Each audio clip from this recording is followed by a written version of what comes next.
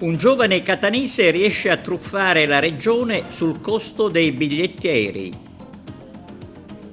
A Fontanelle si teme per una voragine scoperta nella zona soggetta recentemente ad un altro cedimento.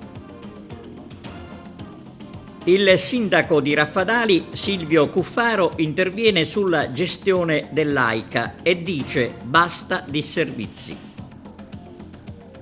Arresto dei carabinieri nell'Agrigentino e operazione della Guardia di Finanza a Palermo.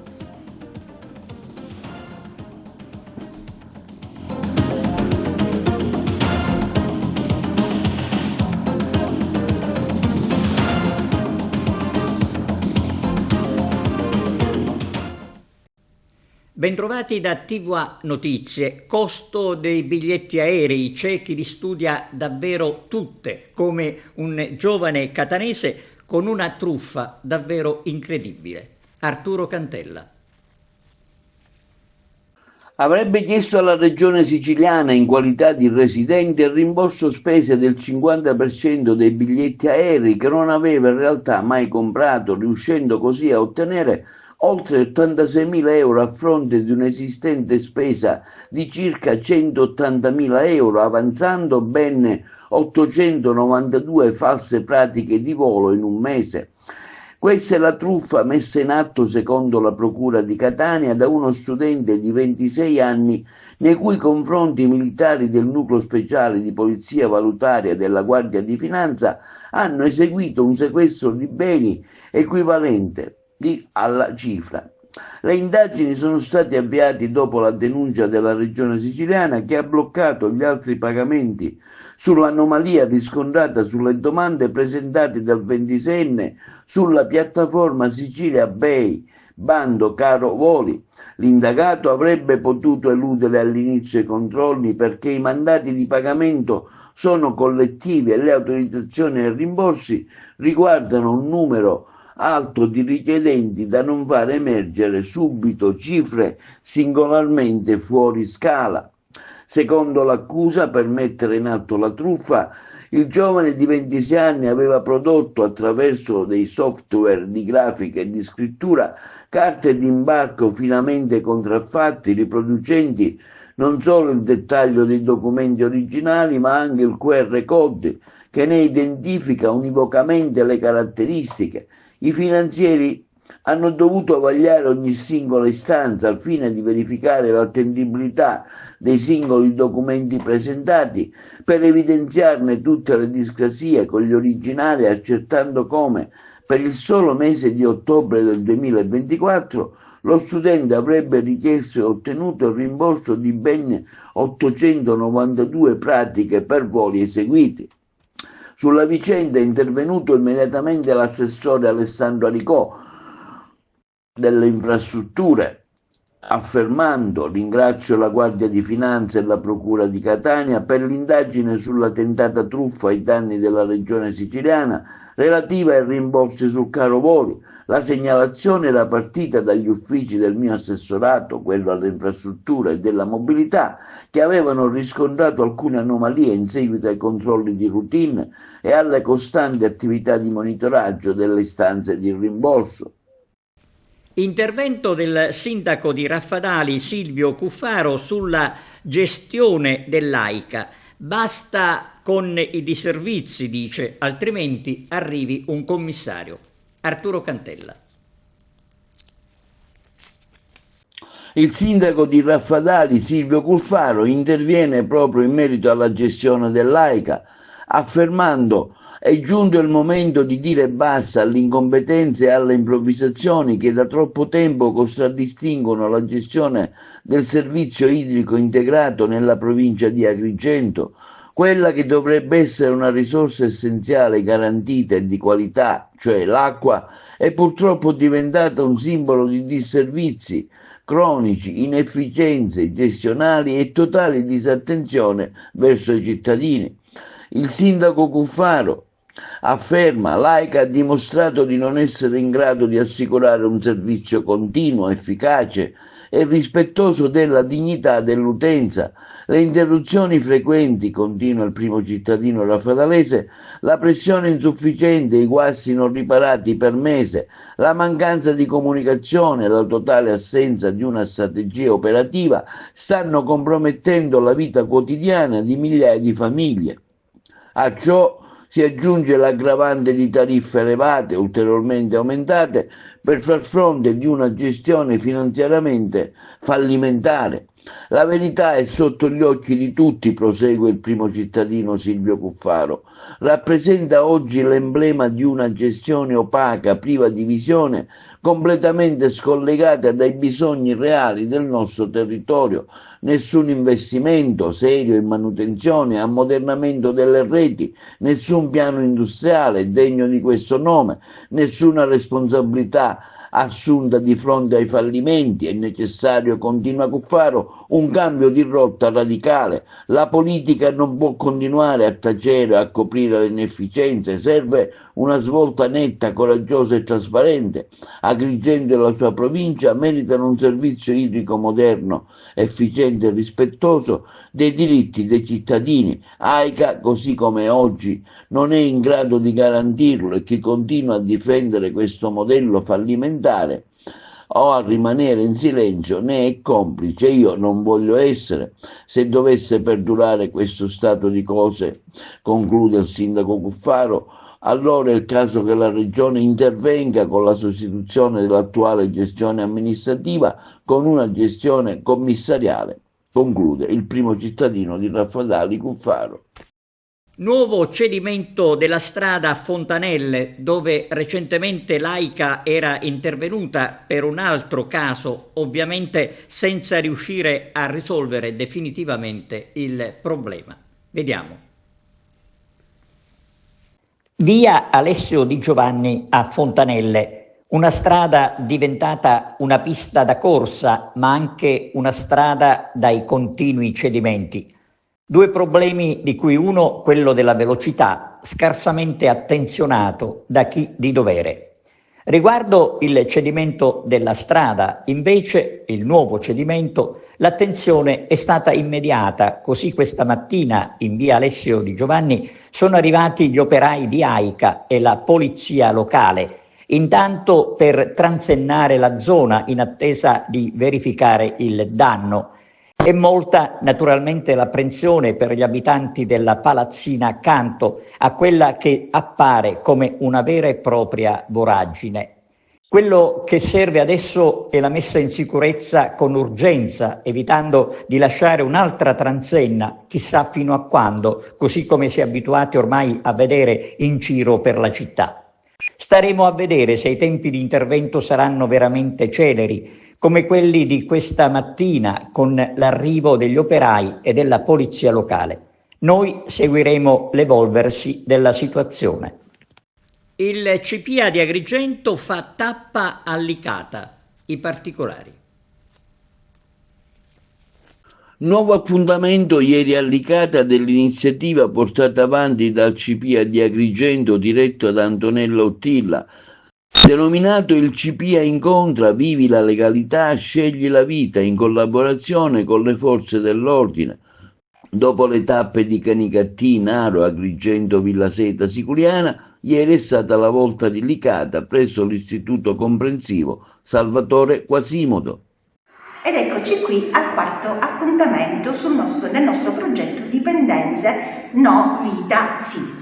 È un progetto che il CPA di Agrigento sta portando avanti in 8 sedi, soltanto alcune di quelle in cui effettivamente il CPA si estende in tutta la sua provincia. Siamo già stati a Canicattì, a Villaseta e Siculiana e oggi qui a Licata, insieme alla Polizia e ai Carabinieri, abbiamo avuto un momento di confronto, di informazione e di formazione con i nostri studenti, sia dell'alfabetizzazione che del primo livello, sia di Naro che di Licata. Momento intensissimo meraviglioso rapporto informativo dato appunto dal Corpo della Polizia e dai Carabinieri, ma soprattutto le domande che hanno fatto i nostri ragazzi, che ci hanno meravigliato per il loro spirito di osservazione, per la loro voglia di diventare sempre più parte integrante del territorio in cui vivono. Hanno fatto domande su come si percorre in città la viabilità con il monopattino, sull'omertà e su tante altre cose che sentono di vivere ogni giorno. E devo dire che la risposta è stata anche molto importante da parte dei Carabinieri e della Polizia, perché si sono posti proprio come coloro ai quali bisogna rivolgersi nei momenti in cui si hanno delle difficoltà. Abbiamo avuto anche domande sulla donna, sui femminicidi, su come aiutarci e aiutarli nel momento in cui dovesse subentrare qualche cosa che non sta nelle regole. E il sottofondo di tutti è stato quello che viviamo la legalità nel modo migliore per poter garantire responsabilmente sia la nostra vita che quella degli altri. Nuovo incarico per il cardinale agrigentino Baldo Reina, nominato da Papa Leone XIV Gran Cancelliere del Pontificio Istituto Teologico Giovanni Paolo II. A Reina gli auguri del sindaco di Agrigento Franco Miccichè, il servizio di Arturo Cantella. Un nuovo prestigioso incarico per il cardinale agrigentino Baldassarre Reina. Papa Leone XIV l'ha nominato Gran Cancelliere del Pontificio Istituto Teologico Giovanni Paolo II per le scienze del matrimonio e della famiglia. Don Baldo è già vicario generale di Sua Santità per la diocesi di Roma e Gran Cancelliere della Pontificia Università Lateranense. L'istituto, fondato da Papa Wojtyła e riformato da Papa Francesco, è oggi tra i principali centri mondiali di formazione e ricerca sui temi della famiglia e del matrimonio. Con questo nuovo incarico Don Baldo Reina assume un ruolo di primo piano anche nel dibattito contemporaneo sulla vita familiare, bioetica, antropologica e dottrina sociale. Apprendiamo con grande gioia che Papa Leone XIV ha nominato cardinale Baldassarre Reina Gran Cancelliere del Pontificio Istituto Teologico Giovanni Paolo II per le scienze del matrimonio e della famiglia. Un comunicato stampa da parte del sindaco di Agrigento Miccichè, che afferma un incarico prestigioso che conferma ancora una volta il profondo impegno profuso da Monsignor Reina al servizio della Chiesa e della comunità e i valori di umiltà, disponibilità e profondo senso del dovere che lo contraddistinguono. Il sindaco porge i più calorosi auguri, Eminenza, intervenendo sulla nomina di Baldassarre Reina a Gran Cancelliere del Pontificio Istituto Teologico Giovanni Paolo II. Al via i lavori di messa in sicurezza del costone roccioso di Contrada Bonifacio a Montallegro. La struttura per il contrasto del dissesto idrogeologico guidata dal presidente della regione siciliana Renato Schifani ha aggiudicato l'appalto per la messa in sicurezza del costone roccioso di Contrada Bonifacio nel versante ovest del centro abitato di Montallegro. Nell'Agrigentino abbiamo mantenuto l'impegno preso nel dicembre dello scorso anno con la comunità di Montallegro, ha dichiarato il presidente Schifani, mettendo in esecuzione un intervento che restituirà la piena sicurezza di un'intera area.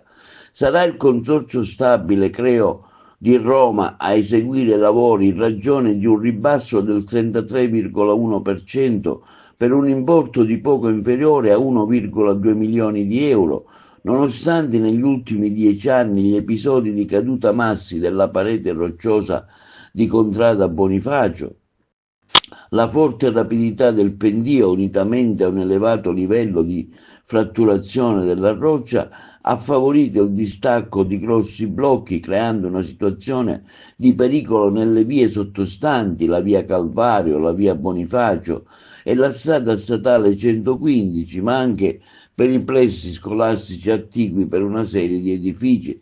Tra le soluzioni tecniche previste dal progetto e che sono finalizzate a una stabilizzazione del versante, il disgaggio e la rimozione degli elementi rocciosi instabili con l'imbracatura e il blocco dei massi pericolanti, ma anche una pulizia generale del costone. Si procederà quindi con la collocazione di reti paramassi metalliche a doppia torsione con maglie di tipo esagonale abbinate ai pannelli in fune di acciaio zincato e a barre metalliche.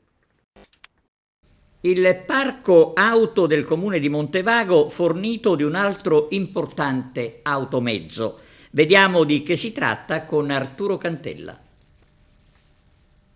È operativa da questa mattina la nuova terna acquistata dal comune di Montevago. La terna è una macchina semovente da cantiere usata per eseguire lavori di scavo, riporto e movimento di materiale, equipaggiata con una benna nella parte anteriore e un escavatore nella parte posteriore, e sarà utilizzata dall'amministrazione comunale di Montevago per i lavori di pulizia, ma anche di manutenzione ordinaria e straordinaria che saranno eseguiti in paese. L'acquisto della terna rientra nel rinnovo complessivo del parco auto comunale. Nei mesi scorsi sono già entrati in funzione un nuovo scuolabus elettrico, una nuova vettura della Polizia Municipale, un furgoncino per i lavori di manutenzione del verde pubblico e 2 auto di servizio. La spesa complessiva è stata di 500.000 euro tra fondi comunali e regionali. Questo quanto comunicato dal sindaco di Montevago, onorevole Margherita La Rocca Ruvolo.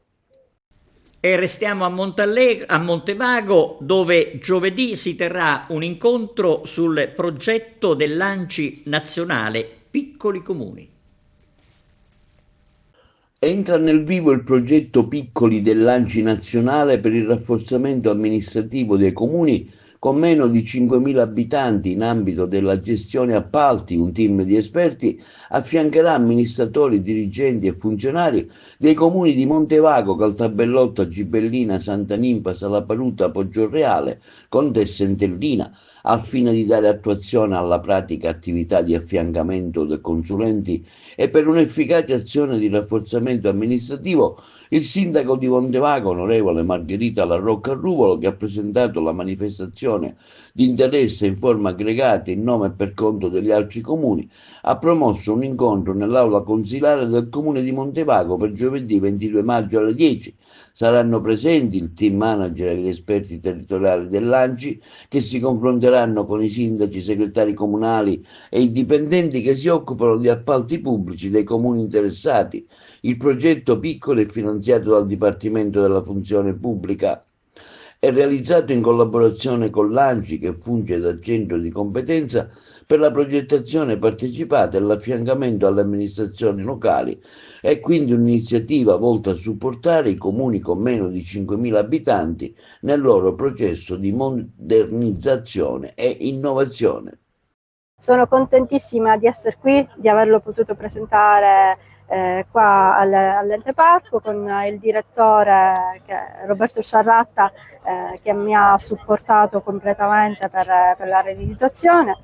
È un libro che riassume con il disegno, con l'acquarello, la magia della nostra valle. Oggi presentiamo questo meraviglioso libro che racconta la valle con un metodo nuovo, un libro pop-up, la cui realizzazione deve il merito ad Antonella Noto, che lo ha pensato, che lo ha realizzato. È un libro che è una dose di amore,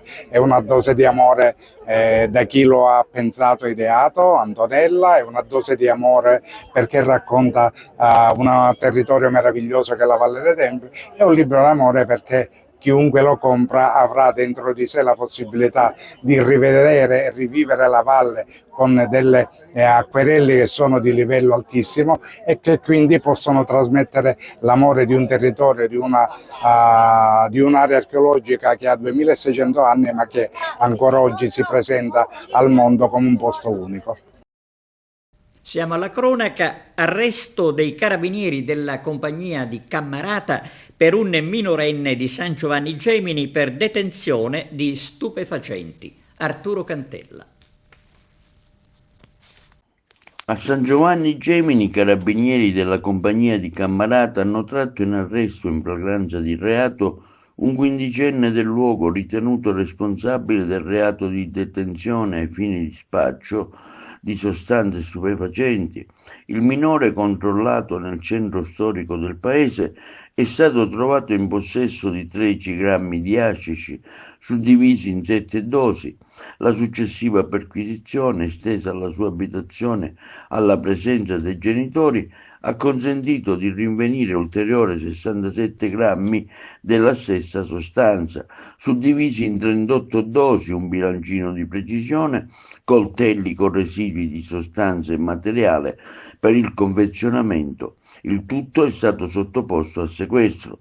Dell'accaduto è stata informata la Procura della Repubblica di Agrigento presso il Tribunale per i minorenni di Palermo, che ha disposto l'accompagnamento del giovane presso il centro di prima accoglienza Malaspina del capoluogo in attesa dell'udienza di convalida. L'attività rientra nell'ambito dei servizi di controllo del territorio predisposti dalla Compagnia dei Carabinieri di Cammarata per il contrasto al fenomeno dello spaccio di sostanze stupefacenti, con particolare attenzione alla tutela dei più giovani.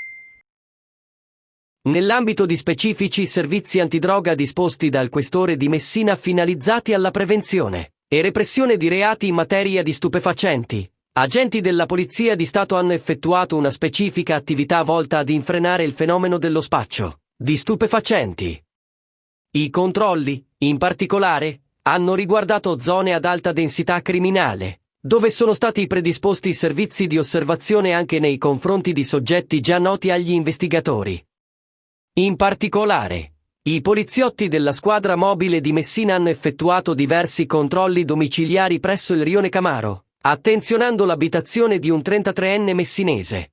All'interno della sua abitazione, infatti, a seguito di perquisizione effettuata con l'ausilio dell'unità cinofila della Guardia di Finanza, gli investigatori della squadra mobile hanno rinvenuto, occultati in un cassetto del lavabo sospeso sito nel bagno, una busta in cellophane contenente circa 80 grammi di cocaina ed un'altra busta contenente circa 10 grammi di crack, oltre ad altro materiale per l'uso ed il confezionamento della sostanza.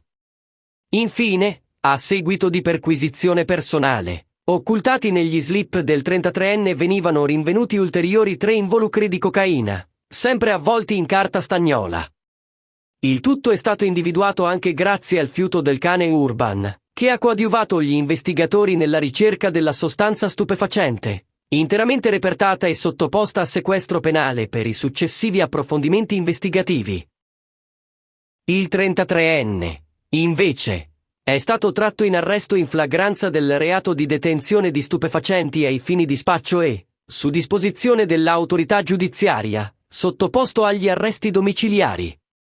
A seguito dell'udienza di convalida, il giudice ha disposto la misura cautelare della custodia carcere e, nella giornata di ieri, il 33enne è stato tradotto presso la casa circondariale di Messina Gazzi. Bisca clandestina scoperta dalla Guardia di Finanza a Palermo. Il servizio. L'operazione di servizio ha consentito di portare alla luce una vera e propria bisca clandestina tra soggetti di nazionalità cinese, organizzata come emerso dalle indagini ogni sabato e domenica sera in un locale all'interno di un negozio. 13 le persone sorprese a giocare su tavoli attrezzati con tanto di fish, dadi, carte da poker e tessere del mahjong, uno dei giochi più praticati in Cina. La sala era dotata di telecamere a circuito chiuso piazzate all'ingresso, collegate con monitor all'interno. Diverse le persone provenienti da altre province siciliane, circostanza che fa ritenere come il luogo fosse un punto di riferimento del gioco d'azzardo anche fuori dai confini palermitani. L'operazione trae origine da un'attività di osservazione e analisi informativa svolta dai Baschi Verdi, che aveva fatto emergere un'anomala e rilevante presenza nelle ore serali e notturne, soprattutto il sabato e la domenica, di persone di nazionalità cinese presso un negozio di articoli per la casa gestito da connazionali e frequentato con modalità tali da lasciar presumere la perpetrazione di attività illecite. In particolare, soggetti prima di accedere si facevano riconoscere tramite una telecamera installata al lato della saracinesca del negozio, la quale veniva alzata a metà, il tempo necessario insomma per consentire l'entrata e immediatamente veniva riabbassata completamente.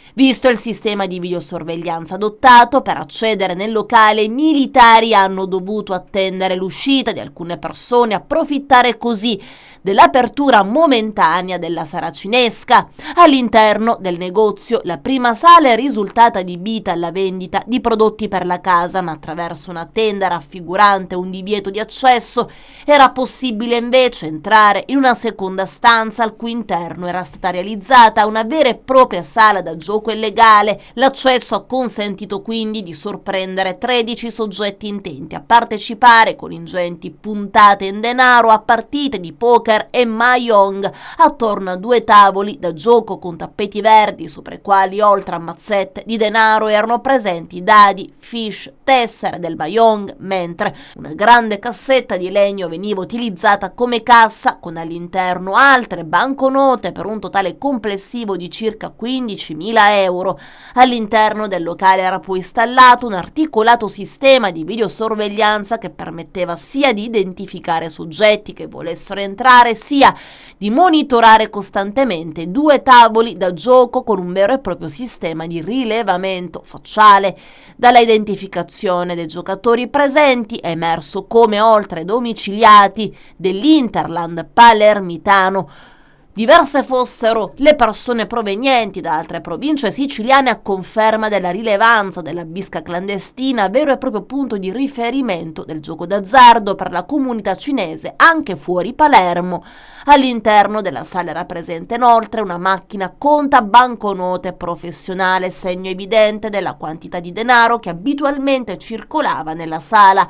Il servizio si è così concluso con la denuncia a piede libero dei 13 soggetti, tra cui il gestore dell'attività, per l'esercizio e la partecipazione a giochi d'azzardo e col sequestro delle somme di denaro rinvenute, nonché di tutto il materiale da gioco.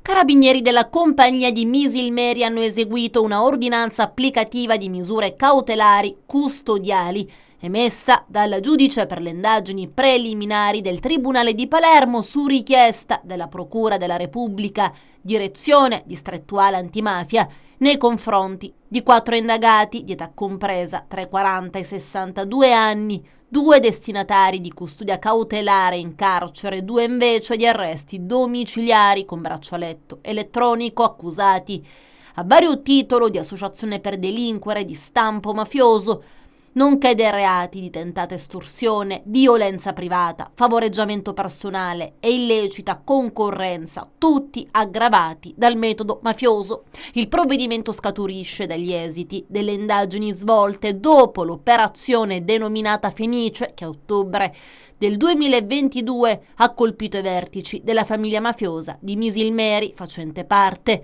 del mandamento di Misilmeri, Belmonte, Mezzagno. Secondo le ricostruzioni degli inquirenti, 2 dei 4 indagati sarebbero appartenuti a Cosa Nostra.